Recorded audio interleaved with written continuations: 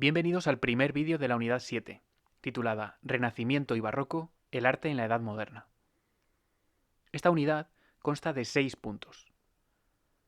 1. El Renacimiento, la arquitectura italiana. 2. Pintura y escultura renacentistas en Italia. 3. El Renacimiento en el resto de Europa. 4. El Barroco y la ciencia moderna. 5. Arquitectura y escultura barrocas. Y 6. Pintura barroca. En este primer vídeo vamos a tratar el primer punto, el Renacimiento, la arquitectura italiana. El Renacimiento es un movimiento cultural y artístico que tuvo su origen en Italia en el siglo XV, conocido como el Quattrocento, y alcanzó su apogeo en el siglo XVI, que en Italia se conoce como el Cinquecento. La desunida Italia de este periodo se convirtió así en el centro artístico del momento. Desde allí se extendió al resto de Europa, aunque en cada país se desarrolló de una manera singular. Durante el siglo XVI destacó también su desarrollo en España, Francia, los Países Bajos, Alemania, etc. El Renacimiento supone una revolución artística y cultural en el siglo XV, donde se superan los cánones medievales, junto con la recuperación de la antigüedad griega y romana y un espíritu cortesano donde van a tener importancia los mecenas, que eran personas con un alto nivel económico que patrocinaban a los artistas. A través del humanismo recupera la antigüedad sin renunciar a la tradición cristiana, pero sustituyendo la importancia de lo religioso del mundo medieval, el teocentrismo, por una afirmación de los valores del ser humano, el antropocentrismo. Así se utiliza la mitología grecorromana como tema principal para exaltar la belleza del ser humano, pero sin perder el sentido religioso, cristiano y católico. Surgen nuevas técnicas artísticas como la pintura al óleo, y se mejoran otras como la pintura al fresco. La importancia del ser humano se vio reflejada en la proliferación de retratos y de escenas de la vida cotidiana.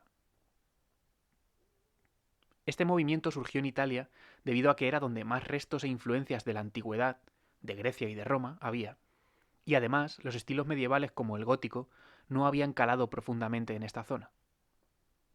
El Renacimiento trajo consigo un cambio muy notable en las mentalidades y la cultura que tuvo un reflejo inmediato en el arte, en el que hablamos de arquitectura, escultura y pintura.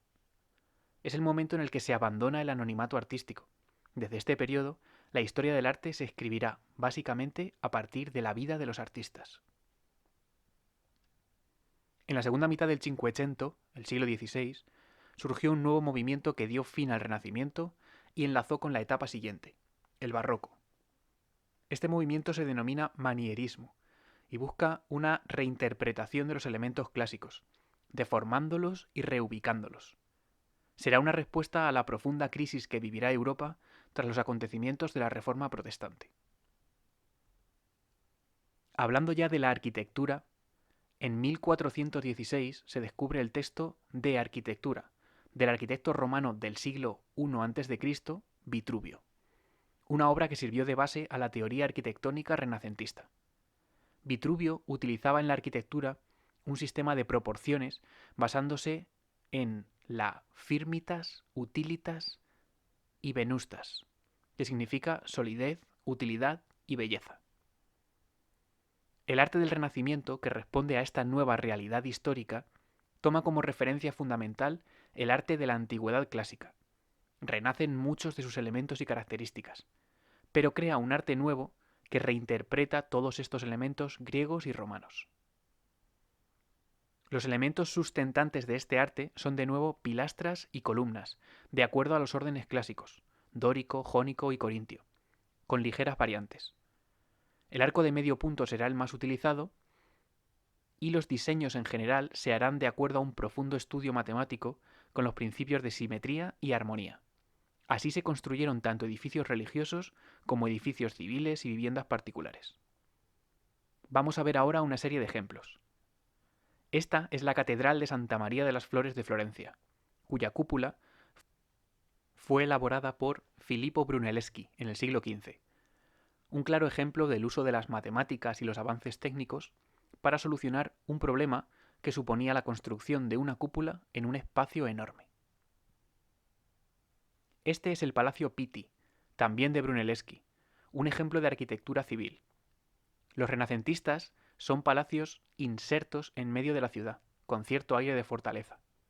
Es destacado el almohadillado de sus paredes, que se consigue hundiendo las juntas de los bloques de los muros para hacerlos parecer hinchados o salientes. Otros palacios son el Medici Riccardi y el Rucellai, este último del arquitecto Alberti. Todos están en Florencia, que fue el foco artístico durante el Quattrocento.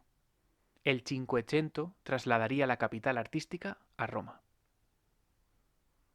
El gran templo italiano del Renacimiento, que tuvo varios proyectos y se prolongó hasta el Barroco, la etapa artística siguiente, es la Basílica de San Pedro del Vaticano. Los proyectos fueron, entre otros, los de Bramante, Rafael y más tarde fue Miguel Ángel el que realizó la gran cúpula.